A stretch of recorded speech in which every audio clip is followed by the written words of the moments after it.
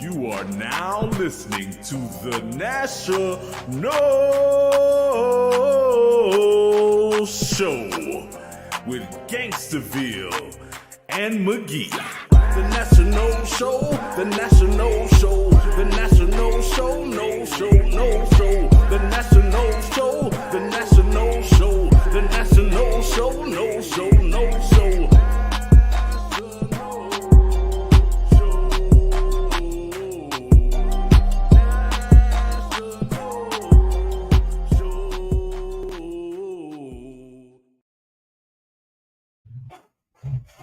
All right, No Nation. This is the National Show with Gangsterville and McGee. And if you are watching us on YouTube, make sure you like, share, hit the subscribe button, hit the alert button on our YouTube channel, which is YouTube.com/@National. That's @NATIONOLE. And then for IG, X, and all the other links, we have a wonderful Linktree page, Linktree.com/National. So that's NATIONOLESHOW.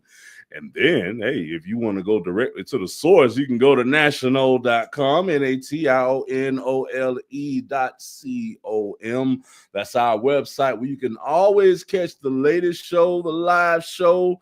And on top of that, you can get you some merchandise, some sweatshirts, some t-shirts, tote bags, coffee mugs, whatever you need, baby. There was a new product added today. Oh man. Or yesterday. I guess it went up late last night. I saw the first sale go late last night. So I don't know when it was up. But that Gangsterville hoodie is dope. I gotta order one. It is available in several colors. Colorways. Oh man, that white on white is what got me, man. I like it. So that's cool. We got something else coming in the future. We're gonna try to keep it all balanced and nice, and have a lot of cool stuff out there. So, man. Shout out to whoever made that late night. I didn't even see who it was. Whoever made that late night order of the Gangsterville hoodie. Nice. Shout out to you. Nice. Yep. Nice. Props to your incredible taste, obviously. That could have been one. What's the name from Twitter? That was Brock White from the Nebraska Hour. That's probably who it was, because I know that show. Great show. I reposted the link with the website on it once it went live last night. So, dang, already an order in. Shit. All checks out. Shout out to Brock White. Shout out to Brock White. I'm actually mad. He messed up. He messed up on something this morning. So sometimes we mess up and then we make it all right. You know what I mean? Like we do good, we do bad. Like go with the flow, yin yang, all that shit. Balance, baby. Sometimes you win a couple games at the beginning of a football season, and then you lose a couple games. It happens. And it's becoming less tolerant. Or less tolerant. Sorry, less tolerated. Let me use correct English. It is becoming less tolerated. Boosters are spending a lot of money on NIL bags. Boosters are spending a lot of money building buildings and shit. They have expectations. You said it best. It's not that they're spending money; it's the money that they're spending is being taxed now. Yeah. Every time I think about this shit, I think about when you said that, bro. You hit diamonds when you hit that. It has to be justified to your, financial advisor. Are you getting a return on this? Or it has to be, or you have to be getting some sort of tax benefit for doing it, or whatever. It's all different. It's all above board. It's all serious. We're not, hiding the cash that we already hid somewhere else. It's like going from bootlegging to Anheuser-Busch. Right? You have a whole different financing structure. In like 3 years. So they had to switch to. All of a sudden, there's eyes everywhere, and the SEC has access to records, and blah blah blah blah blah blah blah blah blah blah blah. Like I don't even understand everything that could be going on. I can't even put it into words. Right? It's serious. It's grown up. It's grown up enough that I know I can't even dip a toe in. But because of that, all these cats spending a lot of bread have these expectations, and you're seeing a lot of firings, a lot of job openings up amongst the coaching ranks. with the because with the playing level, leveled out now. You starting to see other people have success, and it's like, what the hell? You know what I mean? Yeah. Like, how are they successful and they spending half the money we spending? Right? But LSU is not accustomed to seeing their team lose on Saturday night at home. Oh yeah, I knew he was right. going. It didn't matter who was coming. It didn't matter who was coming. Right. It didn't matter. The fact that it was Vanderbilt, who is the exact flip side of what you're talking about, right? The team on the come up, right? The team that they're saying, wait, you're not supposed to be winning. We're supposed to be winning. All of a sudden, there's feelings going every direction, all over. And I think we're going to see more jobs opening up. Right? Oh yeah. I made a list before the show. UAB, Oregon State, Stanford, UCLA, Virginia Tech, Arkansas, Penn State, Florida, LSU. I kind of did it in order of what I think they're going to spend, right? Like how much they're going to spend or whatever. Florida State's going to get in that mix? Question mark? Probably. Yeah. It's suddenly much harder. It's much harder market, right? And bags are going to be, the cost of candidates is going to be harder. There's going to be more people fighting for certain people. All of a sudden, we're settling for our third fave, fourth fave. Right. It's a weird situation. And is it worth us spending whatever? I don't even know the number, but I'm sure there's a buyout clause in Coach Norvell's contract. Last time I looked at it, it's $100 million in total when you talk about getting rid of Norvell, getting rid of the coaching staff, and hiring a new coach and a new coaching staff. And that brings me to exactly where I was hoping you were going to bring me to.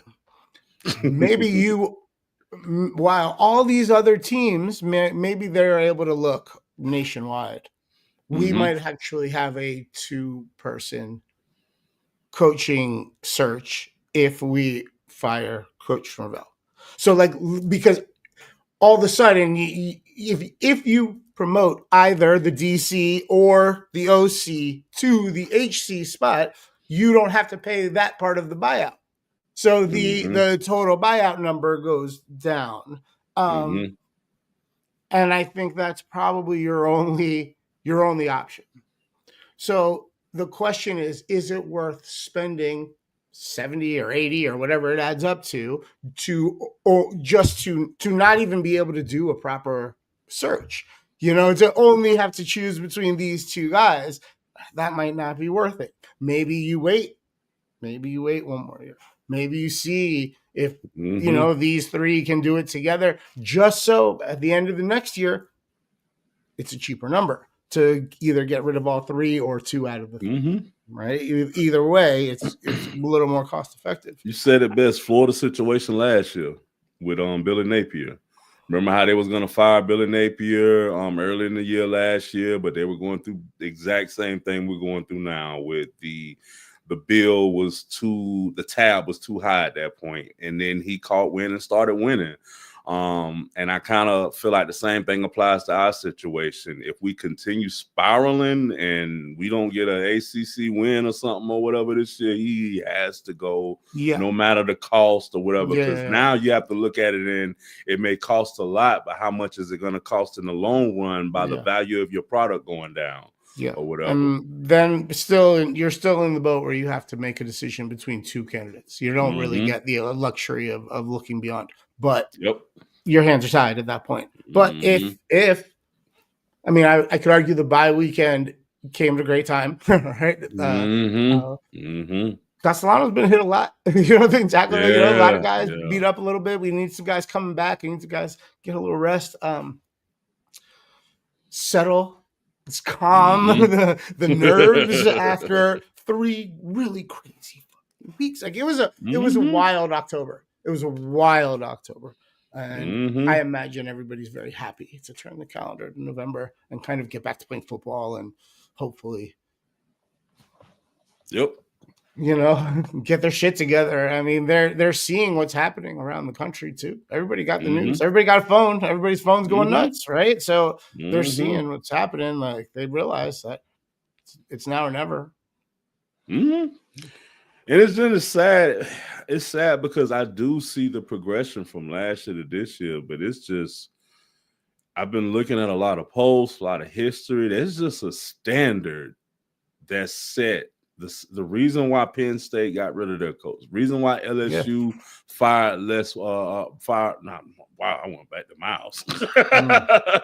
The reason why LSU fired their coach and everything is because there's a standard that you have to meet, and we haven't met that standard consistently in a long time.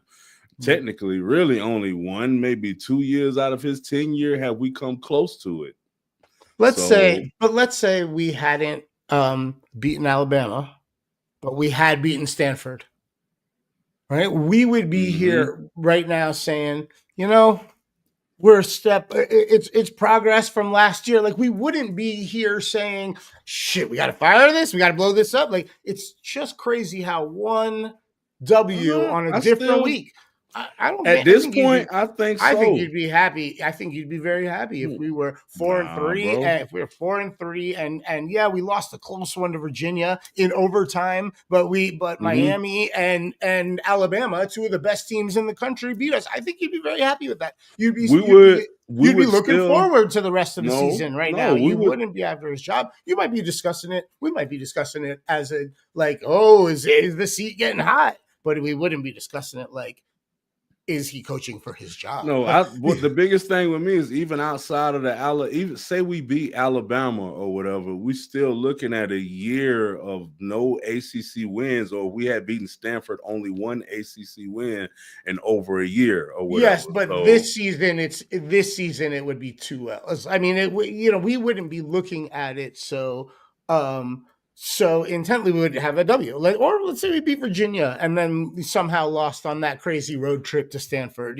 We'd be in a different place right now. We'd be, that Alabama that Alabama win, right? That changed everything, and it kind of made it. He kind of made his own seat hot. Yeah, but I still think, in addition to that, in my eyes, even if we lose to Alabama, the 3-week game skid that we have, I'm still looking at the coaching decisions that's made in those situations, offensive and defensive, and I'm looking at, you can't win an ACC game, bro. We're still we're last in the ACC yet again, and that's not including the win versus Alabama or whatever. So, like I said earlier, there's a standard that's set here, bro, and it's not being last in the ACC. And this is what I just feel like he's been given a pass over a pass over a pass over a pass from 2020 all the way here. Same thing as Billy Napier. You know what I mean? They got him a whole new staff, got him this, that, and the other. And it's like, we've done everything to help you and put you in the position to win, yet we're still losing. And then, hey, look at Alabama. I mean, not Alabama. Hey, look at Indiana. They're kicking butt and they have less than what we're giving you. Hey, look at Vanderbilt. But again, how did they do that? They did that by going out and doing a national head coaching search. And it's like, we do not have that luxury here. We cannot afford that. Cannot to literally spend 100 to then go spend 100. Like, think about the math here, man. Like, that's just crazy talk. So literally we have a 2-person coaching pool. If we make a change, we have to hire somebody that we already have on contract, just so that we don't have to pay their buyout on top of whatever we have to invest. And so we don't get the opportunity to go hire Signetti, who can come in and bring his entire James Madison team with him. Right? We don't get to go figure out who's maybe the guy in what's his name, Summerall, down in New Orleans or at Tulane, and he brings a bunch of his players with him, right? Like, we don't have that luxury. We're just screwed. We screwed ourselves. Also, I don't know if we want to be in this. Just to go back to my initial point, I don't know if we want to be in this head coaching search pool right now, because there's weird fucking names that are about to get hired, and it's just going to be crazy. Unless if you were to tell me like Cliff Kingsbury or somebody ended up in Tallahassee, that's something I can get very excited about, right? I don't think we're in the position where we get to shop around like that. I think somebody else would grab them, and throw more money, be in a position to throw more money at them. And who knows? Also, you got to think, like I said, other people are going to join this list. some coaches are going to leave for these positions, and you're going to jobs are get going to coaches open up. that's been out for a while that's going to come back with all these openings and stuff. They're already talking about Coach Ed O coming back. Yeah, that's not happening. That's him putting out having his people put shit out. That's not happening. You know that's yeah, but like Jimbo Fisher's he used the wrong talking brain, and he is never getting back in at LSU, bro. Yeah, he used no, the I just mean in wrong general, brain. or whatever. But no, I then agree. There's Jimbo, wild hires, wild hires. yeah, Jimbo's Jimbo going to get a job Fisher, somewhere, yeah. And also, some of these cats that just got fired are going to get a job. But Brian Kelly's going to get a retread gig. You and I texted some jokes about it, but like, I could see him at Arkansas, right? Like, or I could he'll get another job before he work his way on out the system. I could see a situation where Florida hires the guy at USF, and USF then hires a Brian Kelly. You know what I mean? Or some shit like that. Like, there's going to be, movement. It's going to be wild. It's going to be wild. Oh yeah. It's going to be wild. It's going to be wild. Virginia Tech, that's like that's a cool gig, man. That's like one of those like perfect college towns that's like had this like long history, and like, I don't know, that'd be a great job to go have if you were a young coach. I'd love to see Frank Beamer's son take that, but I don't think he's leaving South Carolina. I don't think they're going to let him out the door right now, man. Like, he's doing very well, and who knows? What if Florida calls? Right? Like, that's the kind of person whose agent they're calling, right? Or LSU could call him. You know what I mean? Like that's the kind of guy that they might call. You never know. It's gonna be wild, and it's gonna start pretty soon. Like, some of the guys that don't have jobs are gonna start getting hired, and then some of the cats are going to start leaving the jobs they're in to take these positions, because it's a race now. That's the other conversation. The longer we wait, like, it changes the talent pool, potential talent pool. Oh yeah. And then, like you say, man, like, as much as I want a new coach or whatever, with the environment of the situation, you have to look at it's a fucking business, and there's so much money involved.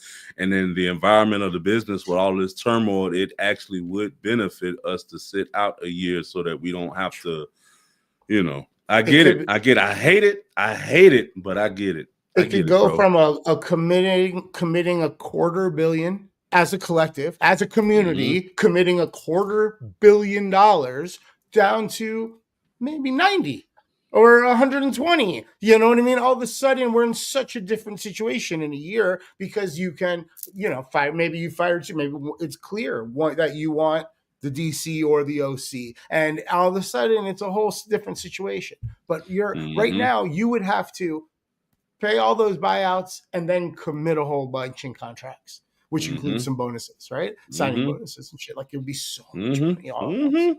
I get it, bro. I get it. I hate it, but I get it. Yeah. I get it. It's all about business, man. Everybody's a pro, right? It's all about business. So let's talk about some pro notes. Let's see what I did. Nice. Man. Pretty quick, just a little update, since we do most of this on the Monday morning show now. But although I was thinking about it as I was getting ready, I'm kind of bummed out. It's weird. I don't really follow baseball anymore, but the World Series seems so incredible that I'm kind of bummed out that Cal Raleigh or Luke Weaver or one of those guys didn't make it, just so we could be paying attention. But it just it seems to be crazy. 18 inning games and shit's wild to me, man. That's real loud. But we got NBA going. Right? NBA season started. Heck yeah. Let's do it by record. Terrence Mann stuck on those nets. Still stuck on those nets. He is one of the bright spots on that roster, consistently doing everything he can. I hoping for his sake that he gets traded at the trade deadline and he gets to spend the second half of the season on a better team. Jameer Watkins finally got on the court down in Washington, or for Washington. That's kind of cool, right? Literally, as soon as we talked about it, he started played Sunday night, and didn't get any points Sunday night, but he had 9 and then 3 last night. He's just getting a couple minutes out there, getting his first little dipping his toe in the water. Pretty cool, young pup. Go get him, guy. Go get him, man. I'm excited. And we're gonna, because of this Dick, right? Because of this bit, we're gonna get to follow his career like legitimately from the start, and I'm excited. I'm just he's a fun basketball player. I hope it works out for him in the NBA. Yeah. The Raptors, Scotty Barnes, they are 1-4. He though doing his thing. 33 points the other night, another 30 last night. He's just continuing a great start to the season. But again, 1-4 is a tough start. I mean, tough start for the Raptors. Magic are 1-4 also. Jonathan That's Isaac. Shocking as hell, man. Yeah. Yeah. That did not expect that. Was I was very high on him. It's early, 82 games, but still. We talked about it on we did an NBA preview podcast with Van Elward, and it was me, Van Elward, and Timmy Nebraska. It was a lot of fun, and talked about the Magic in glowing terms. This is surprising to me. I just feel like Paolo's so good too. I just don't. It's really surprising. I suspect they'll turn around. He'll be a Laker. He'll be a Laker. Watch. All right. Him and Luka. All right. Patrick Williams and the Bulls. Dude, this is the surprise start. They're 4-0. He is averaging over 20 minutes a game, over 9 points, smattering of other stats. He is big part of what they're doing, and if they they're going to keep being a real part of the conversation. They remember when they cleaned house and sent all them old guys to the Knicks and got all Giddy and all the new guys on there or whatever. So, and then Lonzo's gone. A lot of things have changed over the last few years, and we'll see how that works out for him. Also 4-0 are the San Antonio Spurs. And our guy. No. Wemby and the San Antonio Spurs. That's right. Wembanyama and the San Antonio Spurs. Or Wembanyama and the Spurs. Right? It's crazy. They are 4-0. And Devin Vassell is in front of our eyes becoming a consummate professional. Right? He's 16 on just in Sunday. He got dropped 16 on Brooklyn, 15 on Toronto. I got to dap up some of his fellow pro Knowles in T-Man Scotty. But he's getting like a couple of stats in all the categories, right? There'll be a block or a steal or a couple rebounds here in addition to a consistent. He could very well win MVP, and Defensive Player of the Year with Wemby. If he really was to focus on that, you're absolutely right. He could come up as just from being on that team, man. It's really he gets a lot of opportunities, and that's the beauty of being on a good roster in the NBA. That's why you want to be a free agent and be in control of your destiny or have a no trade clause and be in control of where you're playing. That's why.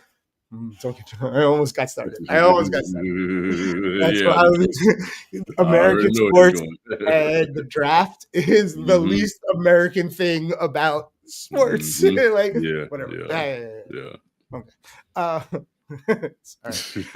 Sorry, buddy. Sorry.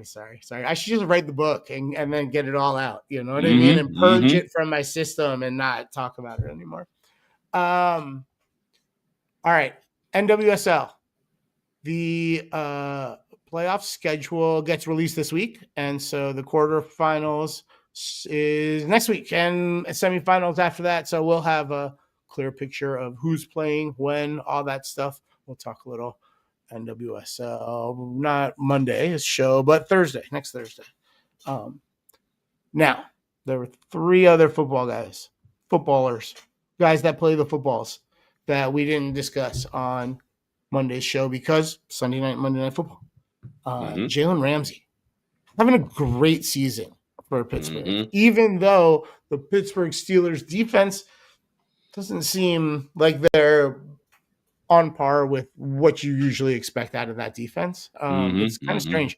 I do think they're going to get a little bit better later in the season, but I don't know. They needed to be very good to support an old quarterback, right? And so we'll see if they can pull this off, right? But he did have 4 tackles and big stuff. So doing his thing. Yeah, and then that was Sunday night, and Monday night there was a pro null on both sides of the ball. They're for the Washington Commanders, the losing side of the team of the matchup. Eddie Goldman had 1 tackle, which is just kind of been his stat line, something like that. He's out there a couple plays. He gets a tackle or 2, tackle and a half. And that's about it. We'll see. We'll see if he starts getting some more time, or if he keeps just kind of rotating out there to give some guys a playoff or a series off here and there. Yeah. It's still great job to have. If you know what I mean. If if you could be that 5th or 6th defensive lineman on an NFL team, that's a great gig. Yeah. Yeah.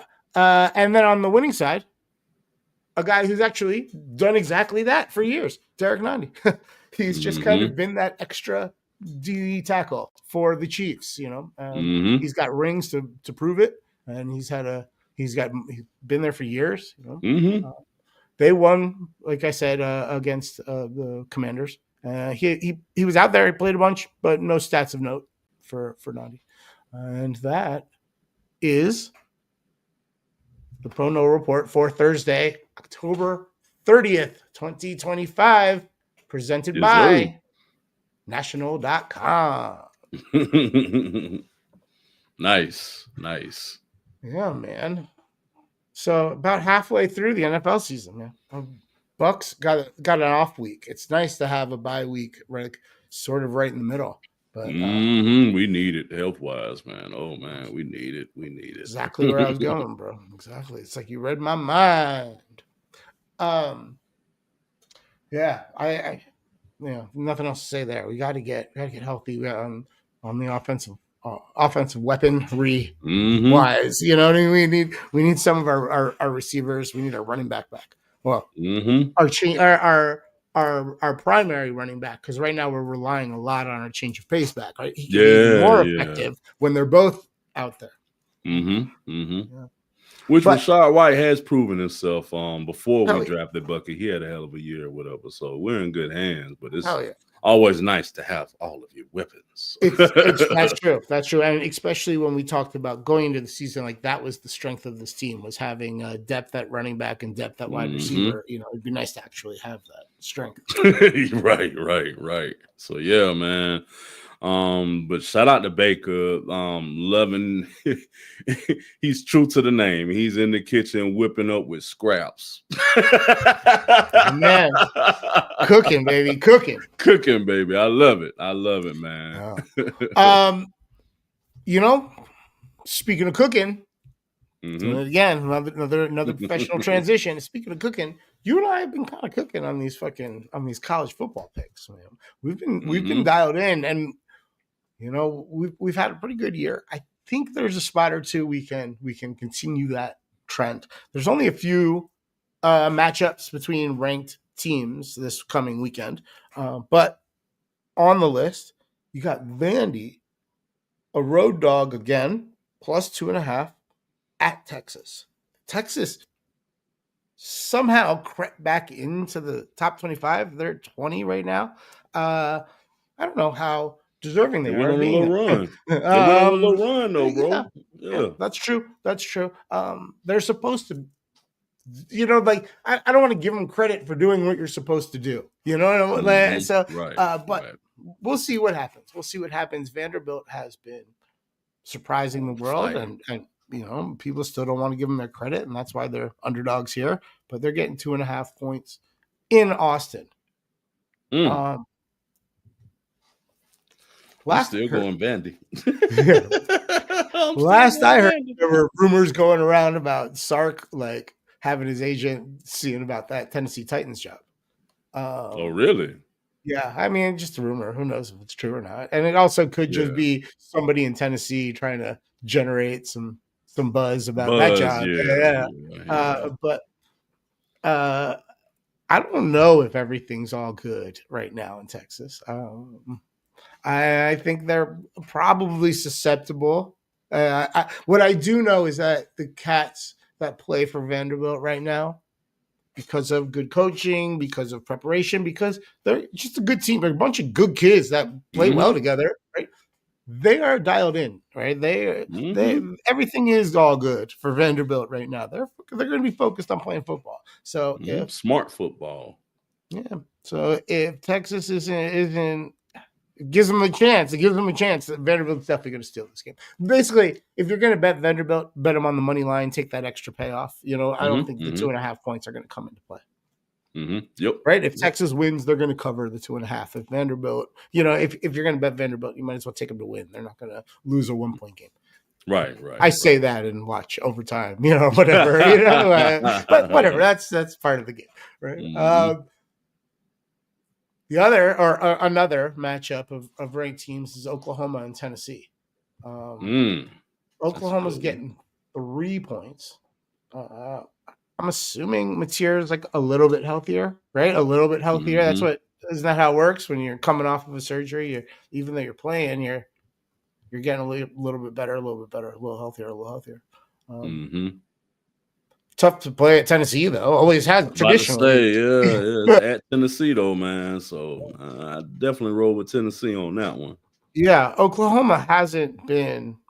I don't think they're the 18th best team in the country. Maybe if their quarterback is 100%, they are. But I don't know if he is. He's probably 80, and I think that's enough. That I don't think they're the 18th best team in the country. Not that Tennessee is the 14th, but still. That's a tough place to play. SEC Saturday, a real game. That's a real game. That's a real game. That's part of the deal, dude. Oklahoma wanted to move over to the SEC. This is what you got to deal with now. Tennessee is your regular weekend opponent. It's not. You don't have that. It's just us in Texas and Oregon State. Oklahoma State. On the calendar, and other than that, everybody else doesn't really matter. Now you're in the SEC, and every week's going to be tough. See, Vanderbilt's even getting better. Every week's tough, right? Texas and Oklahoma are dealing with this, and also there's still probably some of that welcome to the SEC shit, when they arrive at Tennessee, so that's gonna be a good one. But I think there's one where you can make money. Well, here's the next game. This is the one I've been thinking about. Cincinnati have been playing really good football this season. They're 17th in the country. They are at number 24, Utah. Okay. Utah, tough place to go in and play, especially for the teams that really aren't used to it. Like Utah State, BYU, Nevada, these schools, Boise State, they're used to going to play Utah. But when the teams that come from way out of town, come in and it's all that red and black and it's all crunk at night, it gets wild. That's a tough place to win. Cincinnati is without their starting running back. He is a badass. He's probably back next week, maybe the week after, but he has been a big part of their offense this year. Now, the spread reflects that. It is 10.5 points that Cincinnati is getting at Utah. But I think Utah rolls here. I think Utah comes out and wins this game by 2 touchdowns. Yep, same here, bro. Utah loves getting an opportunity to get a little attention. You know what I mean? They get a ranked opponent coming from out of town. Ooh. Oh yeah, I could definitely see that, bro. Yeah. One other game we should probably at least mention. Penn State. I cannot believe the number that's about to come out of my mouth here. Penn State is plus 21 points against the team they literally compare themselves to every day, all day, right? All year long.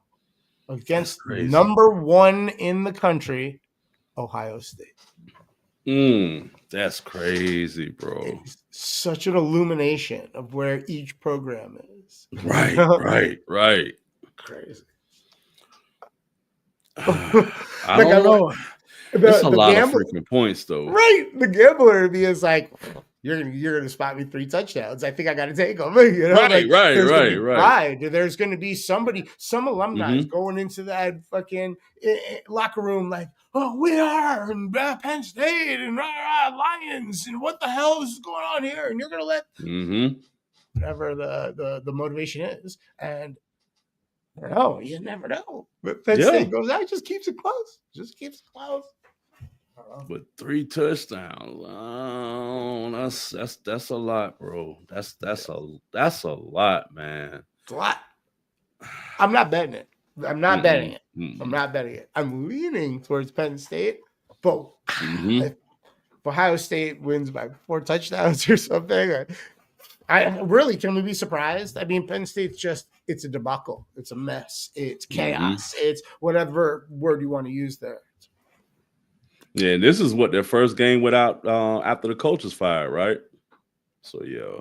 Sometimes you get a little burst. That's what I'm saying. Yeah. Right when Notre Dame, like those guys love playing for Freeman when Brian Kelly was fired, right? Yep. They went crazy in the locker room. You see that sometimes. 21.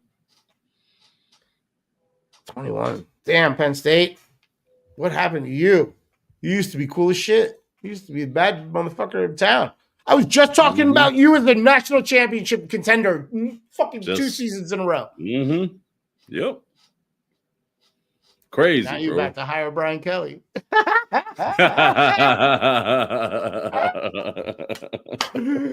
Oh, God. Definitely be a better fit than LSU. I hope it happens. I love rooting against Brian Kelly. Oh, yeah. All right, man. Well, I guess that's it, right? That's the end of the show. Nothing else to talk about? Well, there's this other game that's going on this weekend. You know, we have to disclose. You know, I believe we are contractually obligated to discuss, right? To each other, just verbal commitment, right? Right. I'll tell you what. It's a good thing that we've done this 3-loss thing in a row a few times because you and I have developed the content and the bits and the material to carry the show. Because honestly, like when this shit happens, I don't even want to fucking think about it. I don't even want to talk about it. It's so hard to get motivated now. There's a little bit of a plus in that. There's a chance here that it's a long shot, but play it back into a respectable situation. You know, if at the end of this season we only have the 3 losses, like I'm not miserable, right? I'm not angry, but right now there's the potential that we're not going to a bowl game again, and it's hard to get motivated. Wake Forest, they're playing really well. With their live dog, right? They might even smell an opportunity here. And they always have our number when we're down.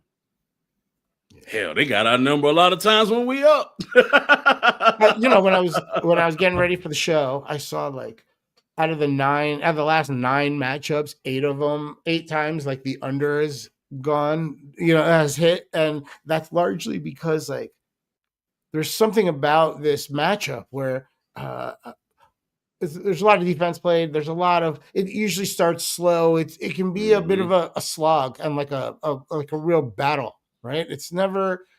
I can't remember the last time.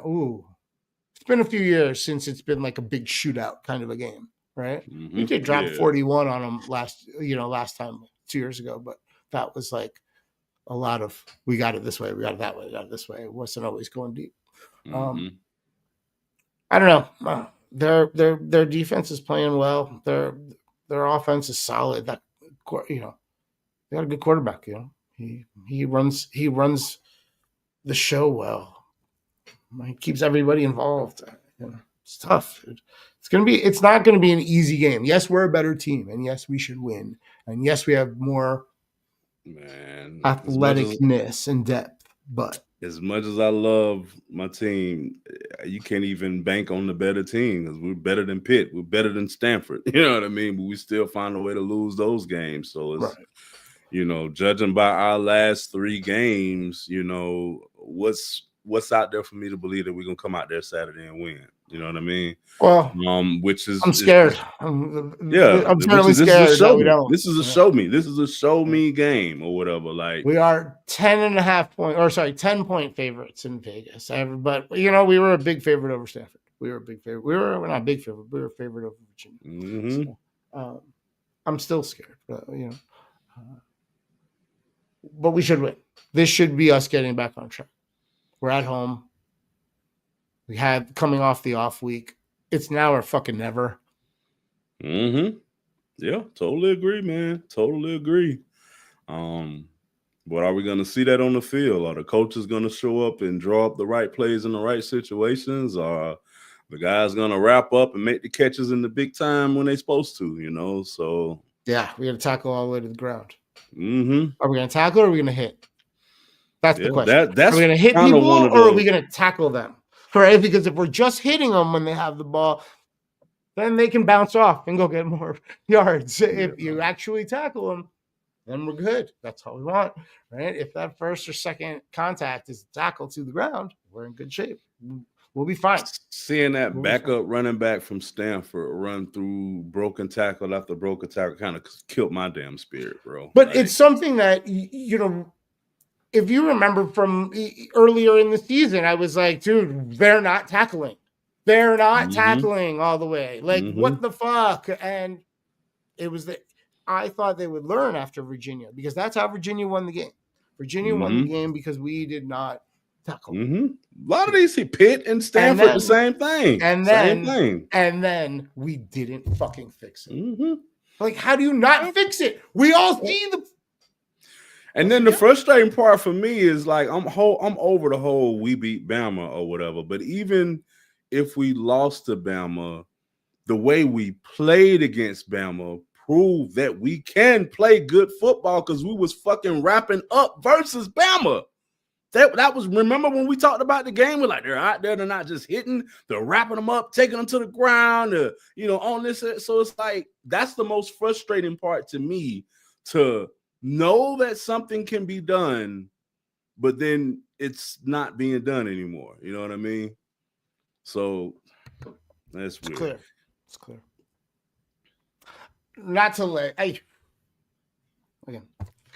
Sorry to everybody that wants to hear 30 minutes of us breaking down this game, but it's just hard to get. It's hard, man. It's emotionally draining just thinking about what's going on. To know that they're better, to know what needs to be done to be better, and then to not see that shit happen is painful. And then have to get together and talk to him about it is like putting those emotions, like just sharing with everybody, like how painful it is. It's tough, man. It's tough. Yep. Thank goodness there's so many other college football shit to talk about. And, yeah. It's crazy. I'm just tired of it, bro. Shout out to all the pro Knowles. You guys make me so happy and proud. And like, you saved my week. Like, shit, man. I can't wait for the NWSL playoffs. Heck yeah. Never thought I'd say that, but that's where we're at in college football right now. That, like, not only am I dialed in, I'm like pumped that I'm dialed in. I'm like excited about it, All right. Yeah. I don't know how you do it. I don't know how you hype them up, but let's see what you got, Coach Cortez. Go get them. Get them ready for a game, man. Get the best out of these guys. Maybe let the boosters know that they could call you. And, it wouldn't. If you got to spend all your money to get rid of Coach Norvell, maybe they just got to spend a little bit of money to bring you in after that, and you can fix the attitude. Hey, I'm just saying, go for it. Show up. Put it on tape. That's actually a good idea, man. Forget the players. I'm talking to the boosters today. Boosters.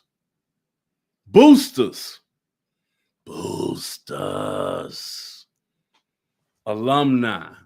Rich Tallahasseans who grew up under the umbrella of Florida State, under the winnings of Bobby Bowden and Jimbo Fisher. How much are we going to take, baby? How much are we going? What is going to be the point where we have to step in and handle what needs to be handled? That's all I have to say. Well, that's not all I have to say to you guys. That's the first thing that I have to say to you guys. How much are we going to watch our product go down before we do something? Because it's been going down for over a year now. What are we going to do, baby? What are we going to do? Are we going to continue to sit here and watch our product go down until we can't generate money? Or are we going to just spin that extra tab to make it happen, baby? I mean, we got Willie Thaggart out here quick. You know, I know that cost a pretty penny, but hey, it needed to be done. And if we didn't do it then, we probably wouldn't be where we are now. And if we don't do it, you know, when we need to do it, and I'm not saying that we got to do it now, you know, like you said, coach could come in and win the rest of the games or whatever. But this weekend, I'm talking to the boosters because the power is in your hands. What do they say on Captain Planet? The power is yours. And that's it, baby. It's weird. It's weird trying to tell people how to spend their money, obviously, right? Like it's a weird thing. I mean, obviously, I would love to have a savior show up with a big old bag of money. You did. The Willie Thaggart thing was 5 years ago, 6 years ago. I mean, it has been a few years since we've had to do this. I mean, we did also just hire the two DCs, though. I mean, the two coordinators, though. And it makes it very expensive if they got to go to. Yeah, but my thing is, even if you hired them, you had to know that this was an option. You know, this was on the table. And I think that's why you hired the two people you hired, with the potential that, God forbid, they have to step in for half a season or potentially longer. You know, one or the other was desired or at least you know, acceptable in that situation. We'll see. Crazy times, bro. All right, let's wrap this up. We'll talk more Monday. We'll talk about, hopefully, Florida State wins by 18 or something, and you know, we're proud of our guys, and we feel a little more confident in whatever. Just give us a ACC win, please, right? Please. November is supposed to be our month. Let's go. Let's go. There's some big wins out there. You know, it would feel good to beat Clemson, even if they are chaotic right now. Shit, that might be another team that comes up on this list. Yep. This is weird. All right, we'll be back Monday. We'll have a Pro No report. We'll have talk about this game. We'll talk about all the games we just, you know, all the winnings. We'll be counting our money. Maybe we'll win enough on these on this weekend slate that we could contribute to, you know, I mean, a little something to the bag of, you know, when they pass the hat around to buy some. But thank you for watching the show. Please make sure, if you're watching on YouTube, make sure you subscribe, notifications, all that stuff. It's incredibly helpful, beneficial. We appreciate it. Share it with your friends, all that stuff. That doesn't hurt either. You can find us. We're on all the social medias. It's all listed on our link tree. It's /National Show, NationOleshow. And you can also find those links at national.com, where you can also watch the latest episode and do a little shopping. Grab a little of this, a little of that, a little present for this person, a little present for that person. Great way to show you care. Presents, man. Presents. They're beautiful. You can also find Gainesville. He's on social medias. He has a link tree too. Whole list, man. Linktree /Gainesville. GAINSTAVILLE. There you will find ways to contact him, but also you'll find all the places where you can stream his music or download his music or listen to enjoy his music. Please go to all of those places. Make sure you like it on all of those. platforms. Listen to his music on all the platforms. That's the best way to support your friends that make music. Gangstarville makes dope music, so go check it out. And there's new stuff on the horizon, is the rumor I hear. All right. Get that new Gangstarville hoodie at national.com. Yes, sir. That's everything. Oh, if you like the show, if you want to listen as an audio product instead of watch us on YouTube, it's available via the Bet Your Ash podcasting network, BYAPN. Be yapping. Be yapping. Oh, I like the way you say that. I might need you to record a drop and send that. That's a good one. Yeah, man, it like all the shows on the network. It's available at betyourash.com, or just search Bet Your Ash on Spotify or Apple Podcasts and subscribe or follow. That's our next big step. We got to get our own national feeds as audio and do some more. Get on some more places. Get out. Get out in the world. Mix it up a little bit. Spread our wings out. Yeah. It's getting comfortable. I really enjoy doing this show with you. Same. Even with Florida State playing poorly, or the outcomes. Even if there's not a zillion people watching us, cheaper than a therapy session.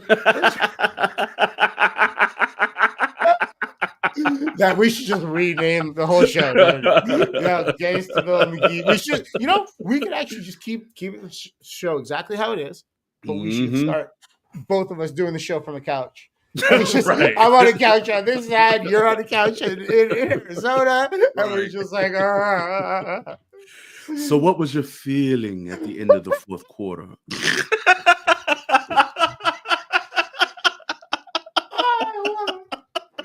We could turn this into an interview segment. Where we allow other Florida State fans to come in and literally interview them from their couch at home, and there's something here. Quick, end the show before somebody steals our idea. Cut me off. Go Noles! Man. Go Noles!